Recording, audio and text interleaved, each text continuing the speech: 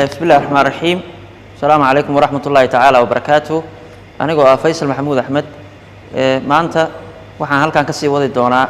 10 كيلو بعد مادة تاريخ ذا حيصد هره وحن سوق هذا الني 10 كواد 10 كواد حيصد روح كساب سنة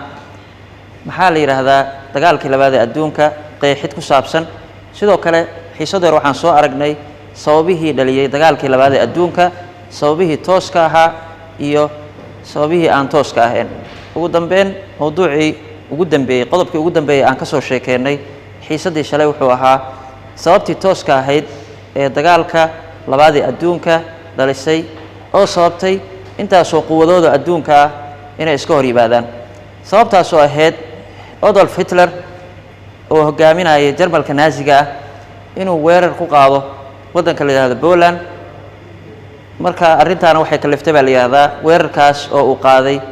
1 September 1939 saddexdii bisha September 1939 Ingiriiska iyo Faransiiska ayaa waxay u direen digniin markii dambe digniintii waa ka soo jawaabi waayay weerarkii iyaguna waa ku qaadeen waa uga jawaabeen si toos ah haddaba maanta waxaan fiirinaynaa halkan natiijooyinkii ka dhashay dagaalkii labaad ee adduunka dagaalkii labaad ee adduunka ee socday 1939 ilaa 1945 lixdaas sano dagaalkaas socday oo ay ka qayb qaateen quwado kala duwan oo ka socda qaarado kala duwan ee dunida dagaalkaas maxaa natiijo ka soo baxay muxuu raad waxa weeye ka tagay natiijooyinka dagaalka labaad ee dunida waxaan u kala saari doonaa saddex qaybood si guud qaybta ugu horeysa waxaan fiirinaynaa النتائج السياسية نتيجوينك سياسية قيبت اللبات waxaan fiirin doonaa natiijooyinka dhaqaale ee dagaalka dhashay qaybta saddexaad waxaan fiirin doonaa iyadana diiradda saari doonaa hadii ay beedmo natiijooyinka dhanka arrimaha bulsho mid kasta waxaan fiirinaynaa marka si gaar ah ayaan uga hadli doonaa diiradda u saari doonaa waxaan ka bilaabaynaa hadaba النتائج السياسية نتيجوينك سياسية ee dagaalka labaad adduunka ka dhashay natiijada ugu horeysa hadaan soo qaadano dagaalka labaad adduunka maxaa kamid ah natiijooyinka siyaasiga ka dhashay kow iqtisaam al-xulafaa al-arba'a Almaaniya xulafadii afarta ahayd ama isbahaysigii afarta dalka koobnaa ee ugu waaweynaa Faransiiska iyo Britain midowga Sovieti iyo sidoo kale Faransiiska iyo Britain iyo midowga Sovieti iyo Mareykanka intaas waxa la yiraahdaa isbahaysigu dagaalkii markuu dhamaaday waxay qaybsadeen Jarmalka waxa loo qaybiyay afar qaybood afarta awoodood ayaa qaybsaday sidoo kale waxa la yiraahdaa waxa la sii qaybsaday caasimadda Jarmalka Berlin caasimadda iyadana sidoo kale waxa loo sii qaybsaday afar qaybood taas waxay ahayd natiijada ugu horeysay ee siyaasiga natiijada labaad hadaa u guda galno waxa la yiraahdaa inhiyaar al-andima dictatoriya fi Almaaniya wa Itaaliya wal Yaaban waxa burburay dagaalkii waxa ka dhashay maadaama laga adkaaday dalalkii kaligii taliska nidaamyada kaligii taliska ay ka jireen Jarmalka iyo Talyaaniga iyo Japan nidaamyada kaligii taliska ahaa gaar ahaan waxa saameyn xoog leh waliba ka dhalatay Jarmalka iyo Talyaaniga nidaamkii Naaziga ahaa ee Jarmalka jiray ee asaasmay 1933 oo hormuud ahaa Adolf Hitler ayaa burburay sanadku markaa 1945 sidoo kale Talyaaniga nidaamkii faashistiga 1922 ilaa 1945 uu hogaaminayay Benito Mussolini waa burburay nidaamyadaas qodobka saddexaad waxa soo ifbaxay Mareykanka iyo midowga Sovieti ayaa waxay u soo ifbaxeen awoodo waaweyn saaxadda dawliga adduunka inay iskeenaan awoodii hore oo xilligaas Ingiriiska Britain Faransiiska Jarmalka Talyaaniga waxa booskooda galay dagaalkii labaad adduunka markii laga soo laabtay Mareykanka iyo midowga Sovieti qodobka afraad adduunka waxa la yiraahdaa xilliga wuxuu u kala jabay laba qaybood laba garab ama waxa la yiraahdaa qaybta galbeed waxa hogaaminaya Mareykanka dalalka raasmaaliga nidaamka raasmaaliga xilliga haystay qaybta bari waxaa hogaaminaya midowda sofiyeeti oo haysta nidaamka shuuciga dhammaan dalalka adduunka xilligaas labada garab ayaa la kala safteen maadaama adduunka 1945 wixii ka dambeeyay dagaalkii qaboobaa uu bilowday labada quwadood ay is haysteen dalalka adduunka waxay ku khasbanaadeen in mid walba laba nidaam mid uu haysto ama nidaamka ra'samaaliga oo Mareykanku hogaaminayo ama nidaamka shuuciga oo midowda sofiyeeti hogaaminayo qodobka shanaad waxa isbedelay baa la yiraahdaa maabkii siyaasiga ahaa ee dalalka Yurub maabkii markii la fiiriyo dalalka Yurub dalal badan oo jiray ayaa meesha ka baxay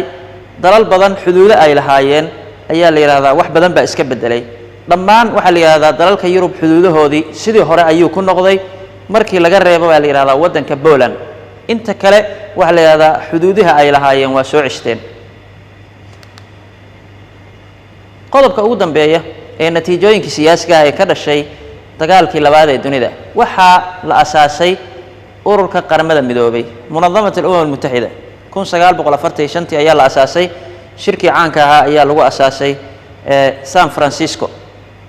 halkaas waxa inoogu dhamaaday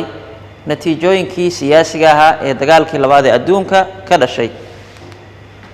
qodobka labaad waxa u gudbaynaa natiijooyinka dhanka dhaqaalaha dalalka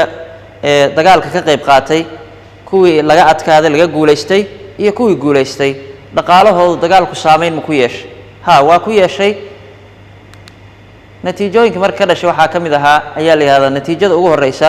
waxa burbur baaxad leh ay ku soo baxday kaabayaasha dhaqaale ee dalalka inta ugu badnaa ee dagaalka ka qayb qaatay dalalka ka qayb qaatay dagaalka waxa la yiraahdaa 112 dal ayay ahaayeen dalalku qaabab badan bay dagaalka uga qayb qaateen waxay uga qayb qaateen si toos ah dal walba inuu ciidan u dirsado oo ismoojiyo dalalka qayb waxay uga qayb qaateen dagaalka si aan toos ahayn bishakal غير مباشر sida tusaale ahaan in khayraadkooda uga faa'iideeyaan dalalka xulafada ay leeyihiin ama sidoo kale inay u diraan ciidan dalalka ay isbahaysiga kula jiraan dalalka marka ama goobihii uu ka socdo dagaalku burbur baaxad la ayaa laga dareemay dhismayaasha biriijyada xarumaha isgaarsiinta dhammaan kaabayaasha dhaqaale burbur ayaa ka soo ifbaxay qodobka labaad hadaba waxa weeye irtifaac nisbat al-batala fi mu'dham duwal Awroba waxa kor u kacay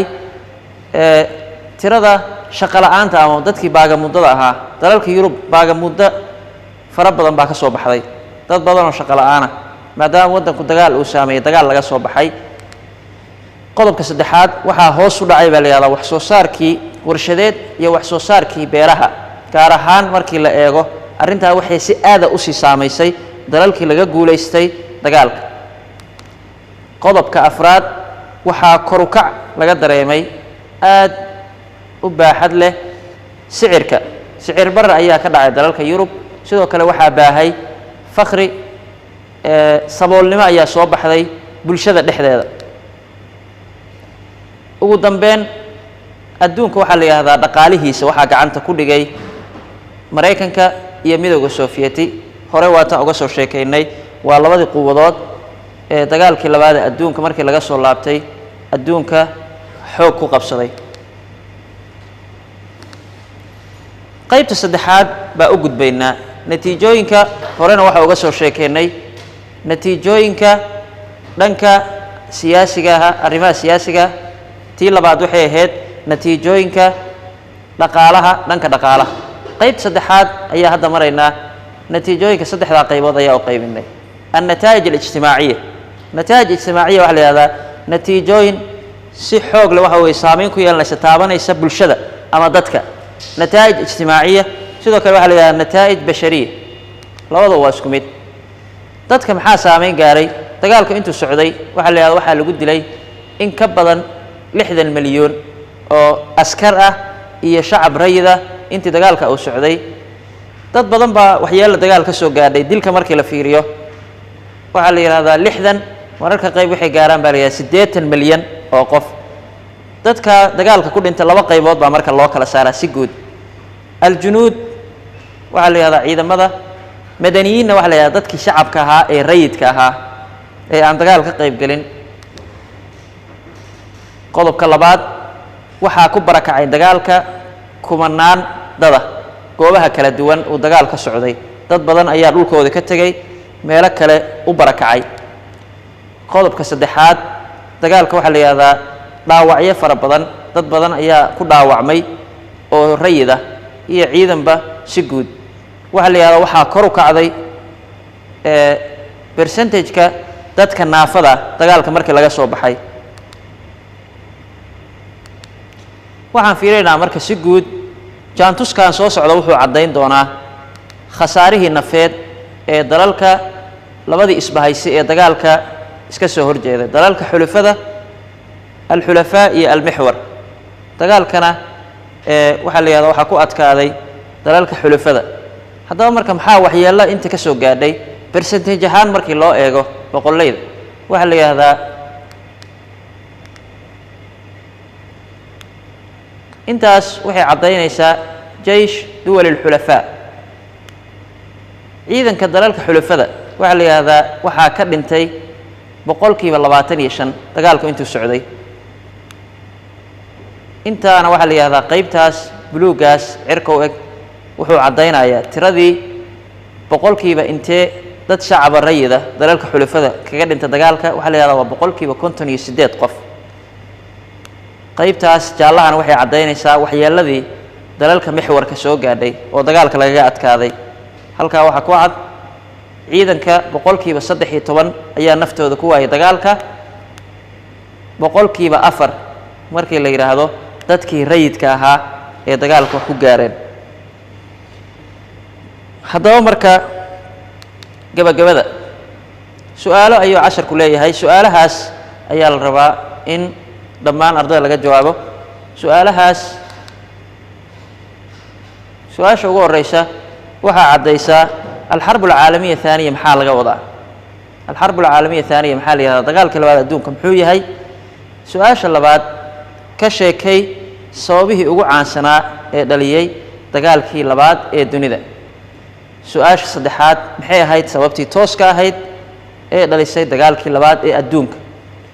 su-aasha afraad ka sheekay natiijooyinkii siyaasiga ahaa ee dagaalkii labaad ee adduunka ka dhashay su-aasha ugu dambaysa sharax ama faahfaahi erey bixinada tan soo socda terminolojiyada erey bixinada soo socda kow al-andima addictatoriya nidaamyo kaligi talisa maxaa lagu qeexaa faahfaahin labo mucaahadatu firsaay waa heshiiska firsaay maxaa la yidhahdaa heshiiska firsaay halkaas guud ahaan ayaa kusoo gabagabaynaynaa casharkii labaad ee maanta ee ku saabsanaa natiijooyinka ka dhashay dagaalkii labaad ee dunida wasalaamu calaykum waraxmat ullahi tacaala wabarakaatu